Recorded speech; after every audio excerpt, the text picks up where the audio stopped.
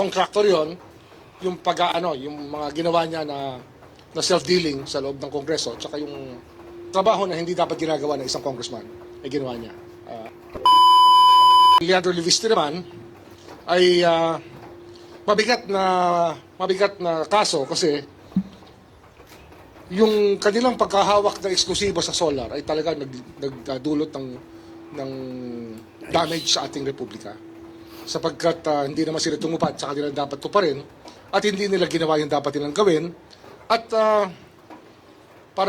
basta malinaw na malinaw yung kaso na ang kanilang ginawa ay labag sa batas. At kasi kumuha sila ng exclusive exclusive service contracts na sa buong Pilipinas na sila lang ang maaaring mag-produce at gumamit at magbenta ng solar energy. Na talagang taliwas naman sa batas ng Diyos. Kasi ang araw ay para sa lahat ng tao. Sila ngayon parang sila ang nagmamay-ari ng araw. Yung sa kabilang banda naman, yung isang kaso ipa-file natin, iba naman ang kanyang tema, ay laban kay Leandro Leviste at kay Senator Loren Legarda. Leandro Leviste and Senator, sa nanay niya, kay Senator Loren Legarda. For PI. Yung unang kaso, contractor yon, yung yung mga ginawa niya na self-dealing sa loob ng Kongreso, tsaka yung trabaho na hindi dapat ginagawa ng isang congressman ay ginawa niya. Alam na, contractor, di ba?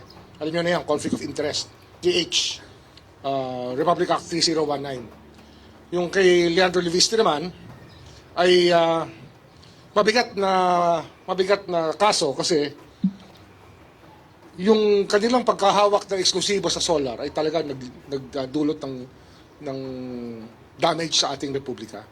Sapagkat hindi naman sila tumupad sa kanilang dapat tuparin at hindi nila ginawa yung dapat nilang gawin at basta malinaw na malinaw yung kaso na ang kanilang ginawa ay labag sa batas. At ang laki nang nawala sa ating mga Pilipino sa pagkakasalansan ng solar empire ni Leviste na ang nangyari naman ay binenta lang. Hindi naman talaga tumupad sa pagpapakuryente ng ating republika. Kasi kumuha sila ng exclusive exclusive service contracts na sa buong Pilipinas na sila lang ang maaaring mag-produce at gumamit at magbenta ng solar energy.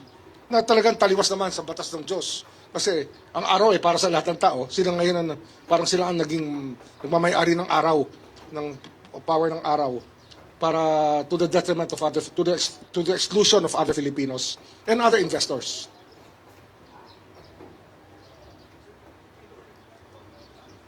Kay Loren, kasama siya, kasi hindi naman makukuha na 21-year-old, 21 lang si Leandro noon eh. Yung prangkisa na exclusive, kung hindi tinulungan ng nanay niya na chairman noon ng Finance Committee ng Senado. Parang appropriations yan ng House, Finance Committee ng Senado. At ginamit niya yung kanyang posisyon para makakuha ng prangkisa yung anak niya.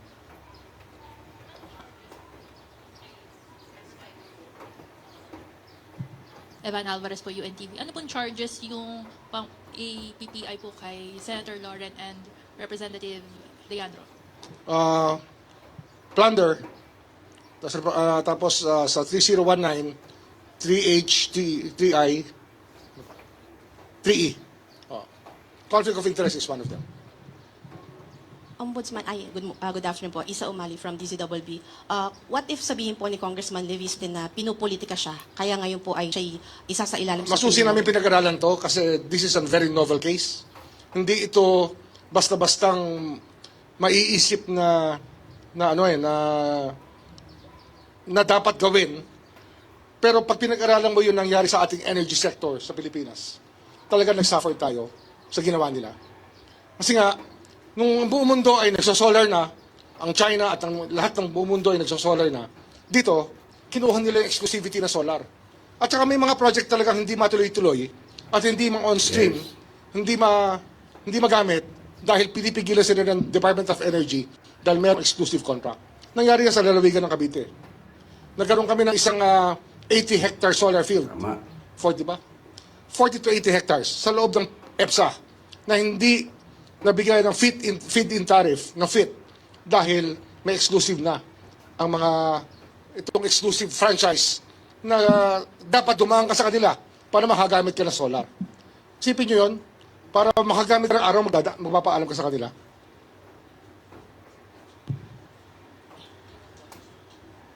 Ombudsman, meron po tayong timeline for the filing of cases po. Thank you. Ito na. Napirmahan ko na yung information. Ay, yung 4PI, hindi information, sorry. Napirmahan ko na yung yung charge sheet para maano sa PI. At di ba meron tayong mga ghost projects na ditira. Dito, ghost electricity. Pangako nila magpo-produce sila ng kuryente. Pangako nila sa Philippine Energy Plan nakalimbag itong dapat production na gagawin ng solar. Pero hindi nila ginawa. Binenta lang, kumita lang ng pera, pero hindi nila ginawa. Tama.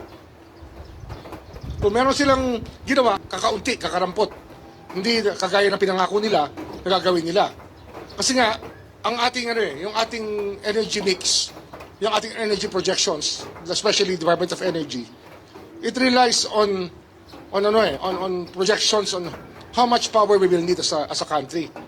So, ang mix dyan, meron dyan na generated ng thermal plants, natural gas plants, diesel plants, coal plants, kasama solar. Yung solar hindi dumating. So, kaya ang taas ng presyo ng kuryente natin, isang dahilan yan. Of course, dito sa Manila, ibang usapan naman yung taas ng presyo ng kuryente.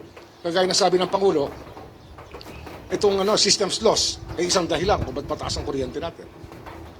Pero itong solar na to, na dapat pinroduce at in-accomplish ni Leviste sa kanyang pagkakuha ng prangkisa, ay hindi, naging ghost electricity. Kuryenteng hindi talaga kuryente. Nakuryente lang tayo kung ika nga.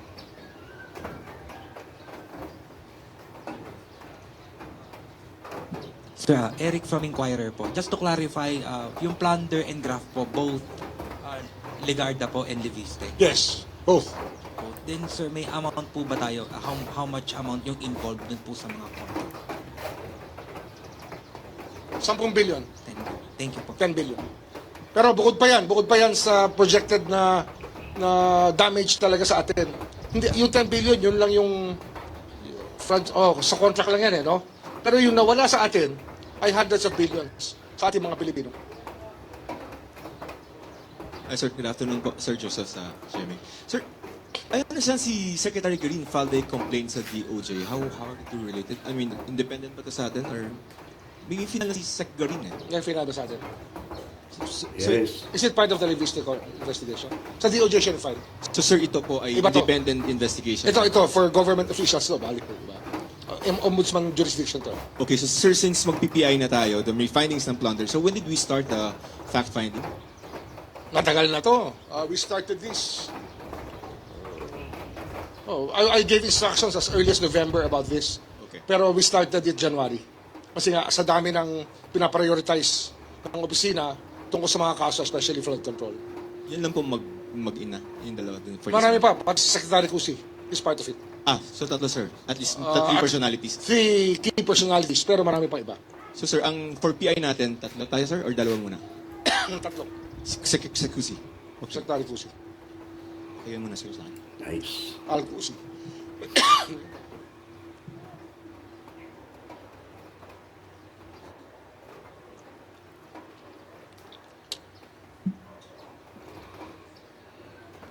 Wala nang talong. Okay na. Sir, marami.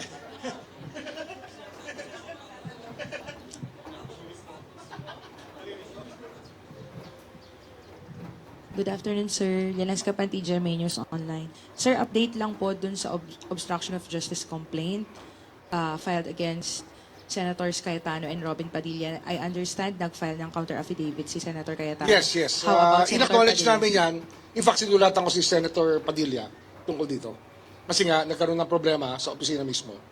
Yung ating procedure dito is contained in an office order sa rules ng ombudsman ay hindi sinunod yung naglalag. Kaya under investigation ngayon yung naglalag ng communications. Kaya I wrote Senator Padilla explaining nga na yung aming procedure na bawat communication ay Yes. dapat malag muna bago ma-filled out ay hindi sinunod ng isang personnel natin dito. Ayos. Tama siya. Tama siya. Kaya sumulit nga ako sa kanya para ipaliwanag itong pangyayari ito. Sir, sorry. Saan po nagkaroon ng problema? Mali Dito po yung sa pagka-file? sa receiving O kasi- namin, sa receiving kasi namin dito sa Central Records, meron siya ilalag dapat ang bawat communication. Dapat yan, nasa isang tingin mo sa computer, alam mo kung kailan dumating yung bawat dokumento. Ito, hindi nila nilag, dinala kagad sa division na nag-investigate ng obstruction of justice. Hindi nilagay sa Central Records. Kasi, ginawa namin ito para walang parking. Ang sistema dito, kasi maraming nagrereklamo na may parking daw dito sa Office of the Ombudsman. Ang ginawa namin dito, ang bawat communication ngayon, kinakailangan malag kagad. So sa araw na to, alam namin kung anong dumating at kung ano status makikita namin ang bawat dokumento. Dito, hindi niya nirecord. Diniretso niya. That's a grave offense when it comes to an office like the Ombudsman's office. Under disciplinary investigation ito. Sir, given that hiccup, nag-file na po ba si Senator Padilla ng counter-affidavit? Yes, Nag-file nag-file na siya. rin Nag-file siya. Sir, do we expect resolution on this? We will see. This is being evaluated by the pool of investigators. Okay, sir. So, nag-reply na din si Senator Cayetano Yes, and nag-reply na. Padilla po. Yes, din. yes. Are you at liberty to share how they defended Actually, themselves? I don't micromanage, but alam ko nag-file na sila, so it's going to be resolved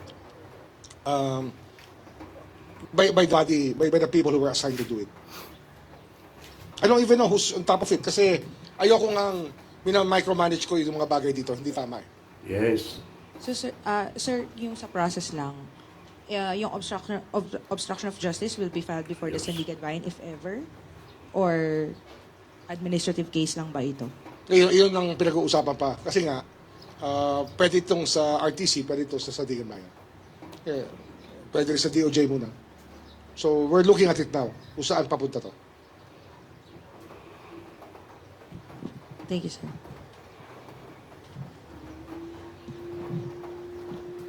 Juan Antonio po from IBC News. Ombudsman, hingi lang po kami ng update regarding po doon sa mga documents and evidence na sinubmit po ni Senator Ping Lacson regarding po sa flood control sa Taguig. Meron na po ba kayong... Nakakakuha lang namin ng... may nagsabi lang sa akin kanina, Nice. habang ako'y nananghali, na dumating na sa amin yung information na pinadala ni Senator Lacson. I-evaluate pa. We're evaluating it kasi nga, iba-ibang standard tayo. Andito ang standard kasi dito, kinakailangan, bago namin i-file, alam namin kompleto pati ebidensya. TJ Mendoza po from Net25. Ombudsman, yung ano lang po kay Romualdez, if ever meron na pong update and nasaan na po yung Well, face na po. PI na siya. PI na siya. So we expect the counter affidavit to be delivered here within the next few days. Dapat this week, mag-file na sila ng counter affidavit. Kasi last week pa yun. 8 days ago ba yun? 8 days ago yun. Or 7 days ago. 8 days ago. How about yung kay Sen Cheese po? PI? Still undergoing PI. Yung kay Congressman De Viste, Ombudsman, available po ba yun? Or... Non-bailable ang plunder. Sorry. Pati yung kay Mr. Garjola, kay Congressman Garjola, non-bailable yun kasi malversation naman.